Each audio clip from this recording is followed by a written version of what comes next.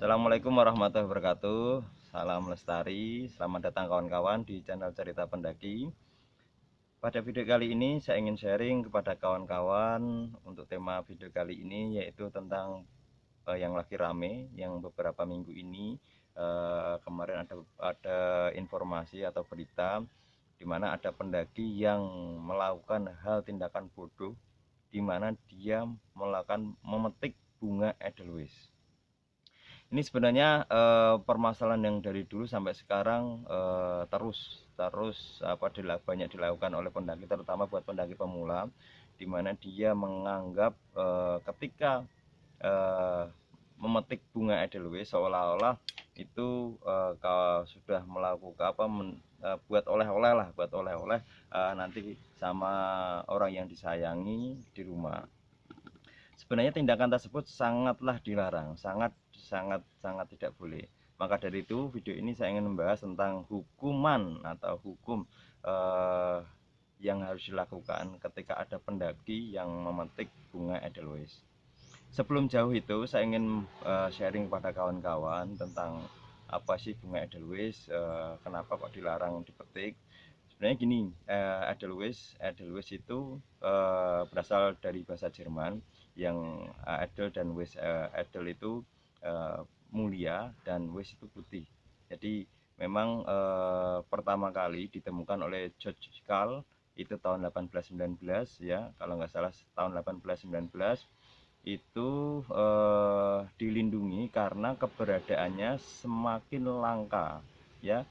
Yang jelas ketika kawan-kawan naik gunung, ini saya ingatkan buat kawan-kawan, kawan-kawan pasti melakukan yang namanya simaksi atau surat izin masuk kawasan konservasi.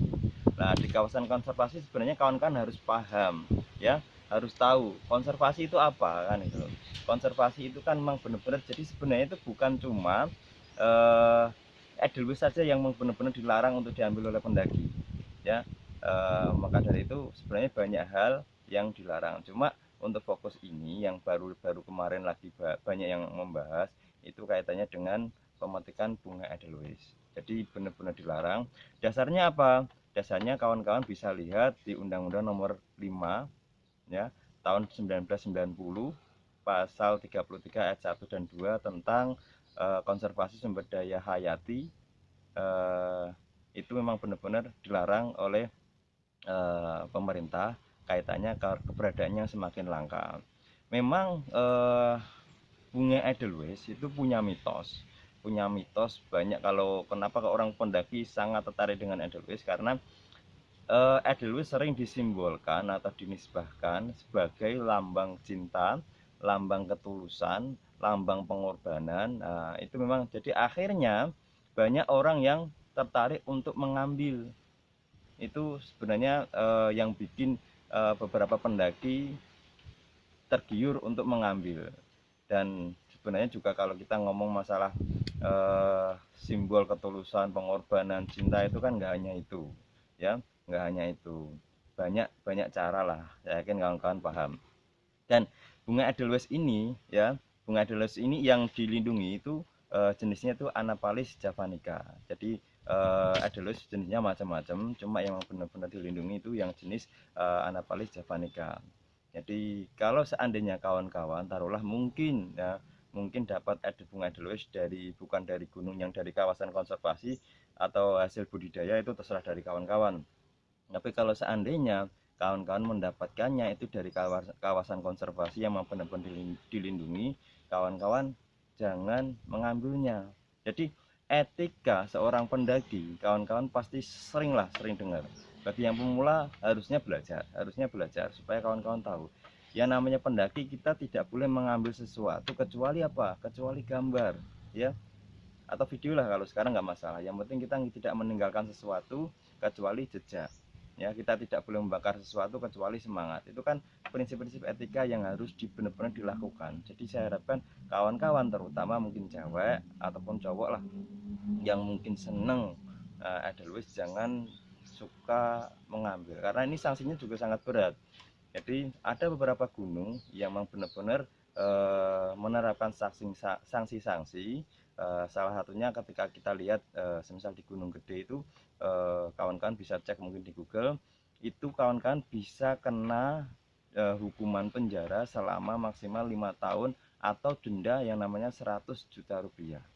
Itu ketika kawan-kawan, jadi kawan-kawan yang ketika ketahuan dan ada barang bukti yang benar-benar jelas, kawan-kawan bisa dikenakan denda tersebut, denda 100 juta ataupun hukuman 5 tahun. Maka dari itu kawan-kawan harusnya paham, harusnya ketika kawan-kawan memang benar-benar pendaki, ya yang nggak harus ngambil edelweiss gitu loh. Mungkin cuma sekedar tahu, lihat, oh nggak masalah, sebagai pengetahuan, karena itu kaitannya keberlangsungan nanti di generasi-generasi berikutnya. Kalau seandainya sekarang dihabisi oleh beberapa pendaki, oknum lah gitu loh, nanti yang jadi repot generasi-generasi di bawah kita juga nggak akan tahu, hanya sekedar cuma dongeng kan, kasihan. Itu makanya bunga edelweiss sangat dilindungi oleh negara. Tadi pasalnya Undang-Undang Nomor 5 Tahun 1990, pasal 33 ayat 1 dan 2 tentang konservasi sumber daya hayati. Jadi itu bisa disampaikan ke teman-teman yang lain lah, kalau bisa jangan mengambil sesuatu kecuali gambar maupun video. Itu harapan saya. Kalau memang benar-benar kawan-kawan senang dengan tanaman, kawan-kawan ini saya sampaikan, saya sharingkan kepada kawan-kawan, kawan-kawan boleh, atau mungkin biasanya edelweiss itu berkembang atau dia bunganya itu ketika sekitar bulan April sampai September. Ya, berdasarkan hasil riset, sekitar bulan April sampai September kita bisa melihat banyak sekali ya di gunung-gunung yang di situ tumbuh yang namanya bunga edelweiss. Memang edelweiss konon ada yang menceritakan bisa sampai bertahan 8 sampai 10 tahun. Jadi bunganya itu awet, ya. Awet memang karena di dalamnya ada yang namanya hormon etilen.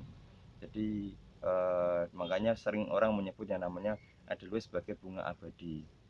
Ya, dengan simbol ketulusan tadi, simbol pengorbanan karena naik itu capek terus dikasihkan orang yang sayangi. Cara saya itu jangan, malah nanti kadang ada bisa menjadi masalah buat kawan-kawan.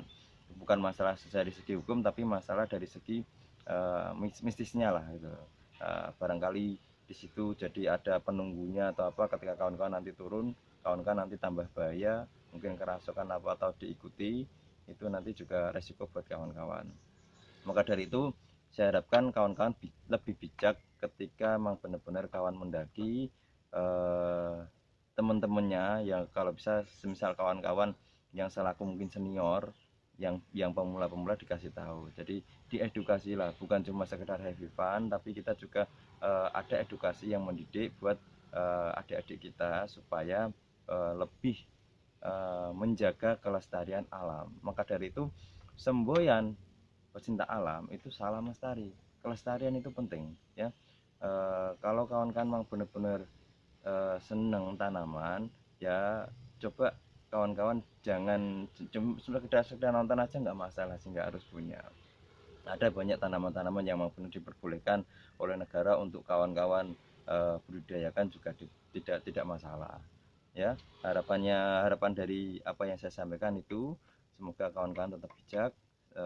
Kalau ada kritik saran silahkan bisa share di komentar, ya. Penting sekali karena tindakan sangat tidak terpuji sekali, jangan dicontoh. Terima kasih, itu dari saya, semoga bermanfaat. Assalamualaikum warahmatullahi wabarakatuh, salam lestari.